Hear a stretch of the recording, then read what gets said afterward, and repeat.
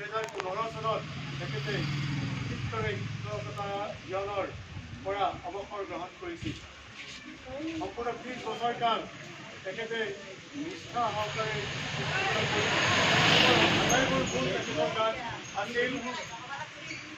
গুণ তেখেতৰ গাত আছিল আৰু তেখেতে এজন সূক্ষ্ম শিক্ষক আছিল। প্ৰতিটো বিষয়ে তেখেতে চালি জাৰি চাইছিল। কোনো এখন কাকত যদি আমি নাচাওঁ তেখেতে চাইছিল আৰু এনেকুৱা বহুত আমাক বিপদৰ পৰাও পৰুৱাইছিল, আমাক ৰক্ষা কৰিছিল তেখেতে। গতিকে এইগৰাকী ব্যক্তিৰ লগতে মই আৰু এটা ডাঙৰ কথা, তেখেতৰ বিয়াৰ দিনা আমাৰ প্ৰাক্তন প্ৰধানশিক্ষক বৰ্মনজনৰ নিৰ্দেশ মৰ্মে অনুৰোধ মৰ্মে মই তেখেতৰ বিয়াত ধৰিছিলোঁ। গতিকে মোৰ অকণমান দুখ লাগিব পাৰে, সেইটো আপোনালোকে অনুমান কৰিব পাৰিব। গ্ৰাহক জন্মিলে এদিন যাব লাগে, এয়া চিৰন্তন সত্য শাস্ত্ৰ।